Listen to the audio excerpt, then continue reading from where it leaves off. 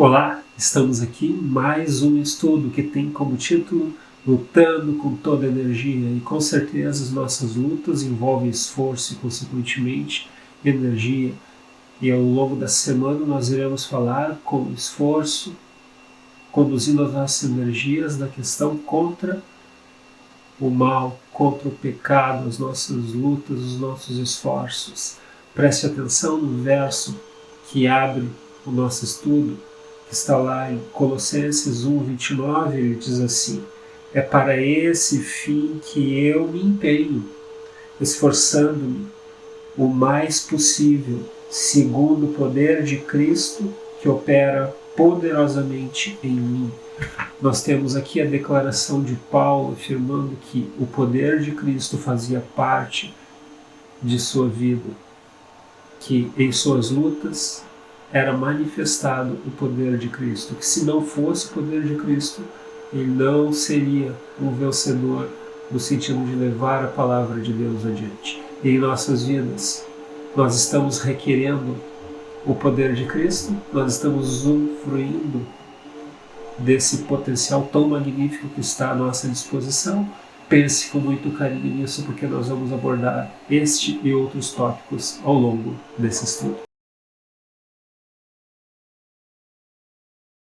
Agora nós vamos falar sobre o Espírito da Verdade, onde nós temos na Bíblia a menção do Espírito da Verdade.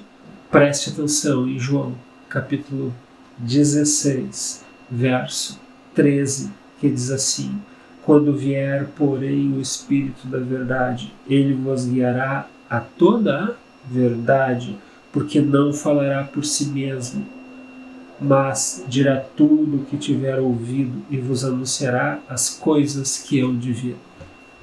A verdade. Quando nós falamos em Deus, em tudo aquilo que significa e está relacionado ao poder divino, isso está vinculado à verdade, porque a palavra de Deus é a verdade. Jesus testificou disso e afirmou com grande convicção e autenticidade de que ele mesmo se considerava o caminho, a verdade e a vida.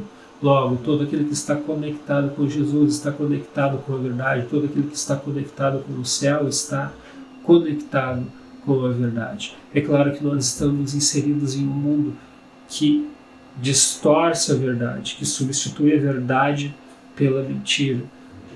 E as consequências disso, nós sabemos, são trágicas, são terríveis.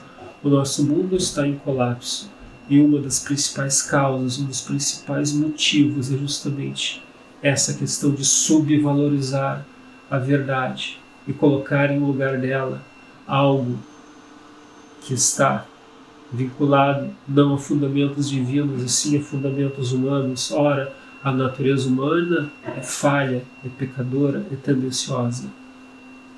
Consequentemente, se nós considerarmos que a verdade está centrada no ser humano, nós estamos tomando um caminho totalmente impróprio, totalmente frágil. Portanto, a nossa referência máxima de verdade é tudo aquilo que vem do céu, e Jesus é a referência máxima da verdade.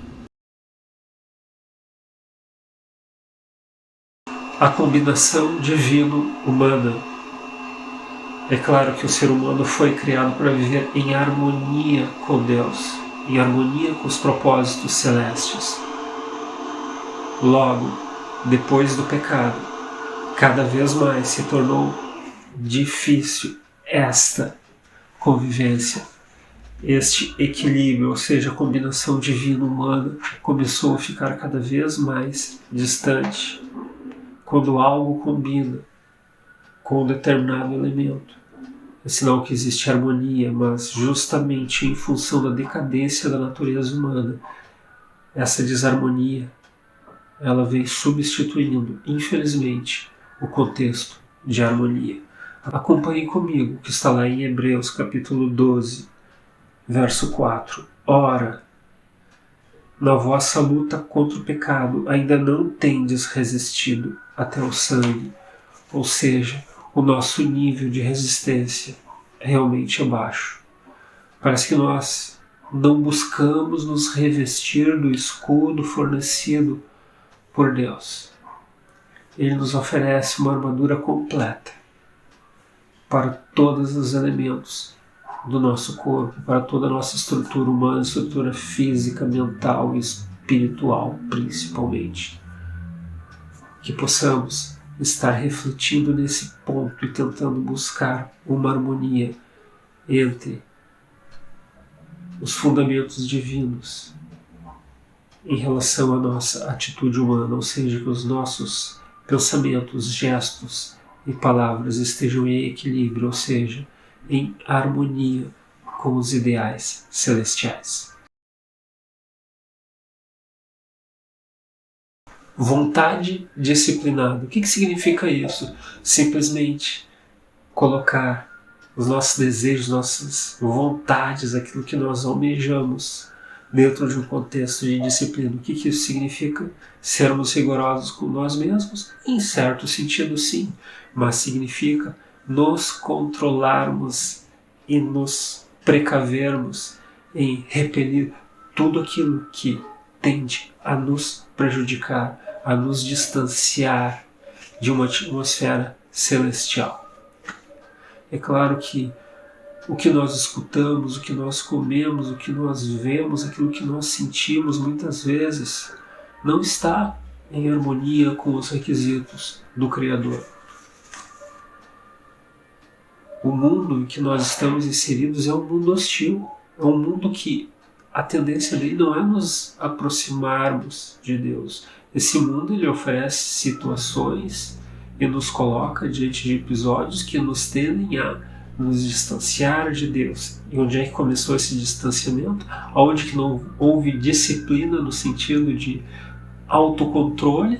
Aonde? Lá em Gênesis, vamos ler Gênesis, capítulo 3, verso 6, olha só, aquela passagem clássica que diz assim: vendo a mulher que a árvore era boa para se comer, agradável aos olhos, a árvore desejável para dar entendimento, tomou-lhe do fruto e comeu. E deu também ao marido e ele comeu. Desejo, não resistir, cair em ciladas. Esse é um cenário que acompanha a história da humanidade e cada vez está mais intenso nos nossos dias. Que possamos estar atentos para nos controlarmos e não cairmos em armadilhas.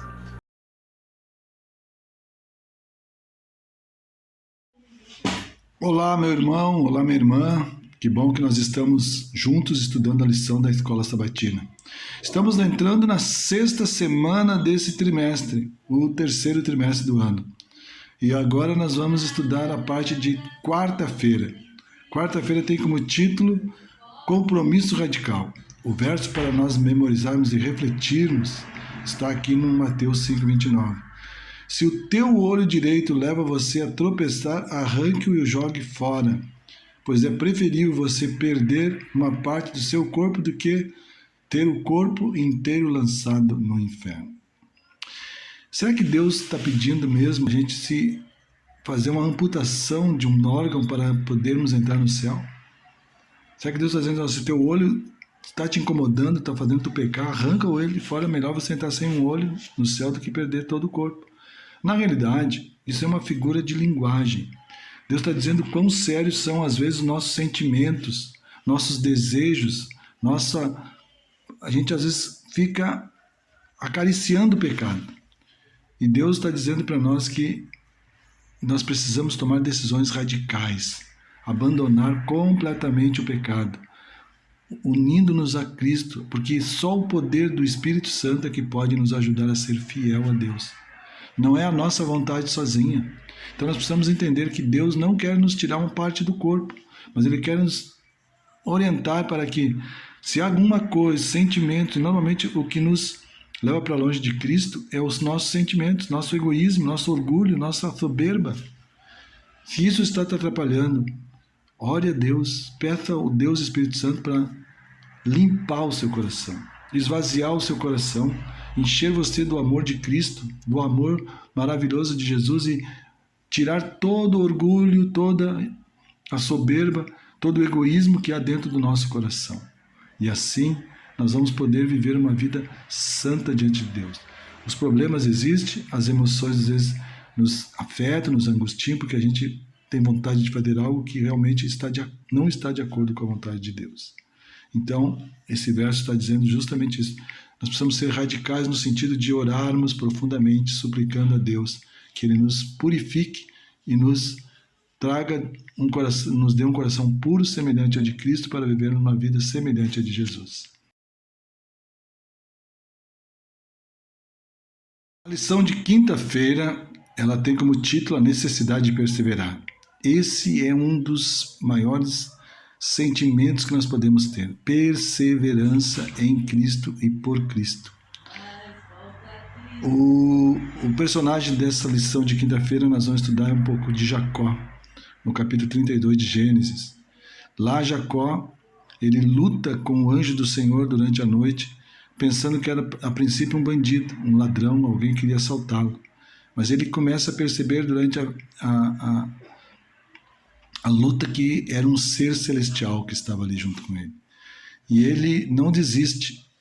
E diz a Bíblia que Jacó foi um dos maiores exemplos bíblicos de perseverança. Muitos anos antes ele havia enganado seu irmão Esaú e seu pai Jacó, conseguindo o direito da primogenitura. Agora ele fugiu, se escondeu, ficou longe muitos anos, quase 20 anos, né, ficou longe dos irmãos, do irmão, do pai. E Jacó estava agora lutando com um ser celestial que era Jesus.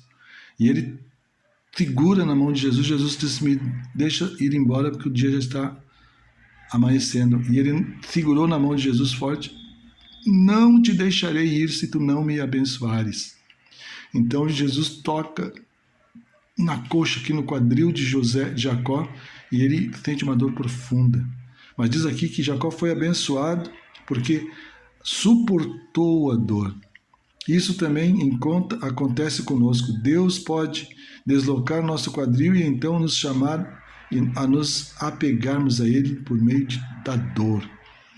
Às vezes, Deus permite que as cicatrizes dolorosas permaneçam. Jacó ainda mancava quando se encontrou com seu irmão.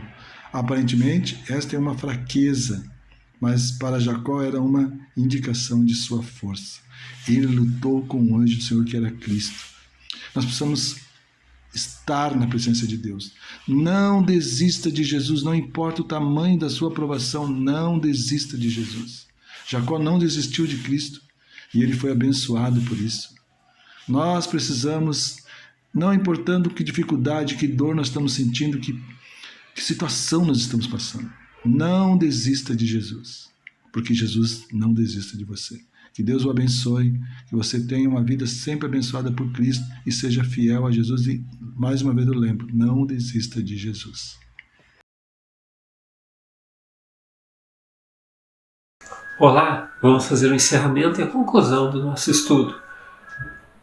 Se fizermos uma síntese, chegaremos à conclusão de que hábitos e costumes indevidos devem ser repelidos. Mas às vezes nós consideramos que os nossos atos, os hábitos que nós temos são adequados, porque eles já estão enraizados em nós. E como é difícil, não é mesmo?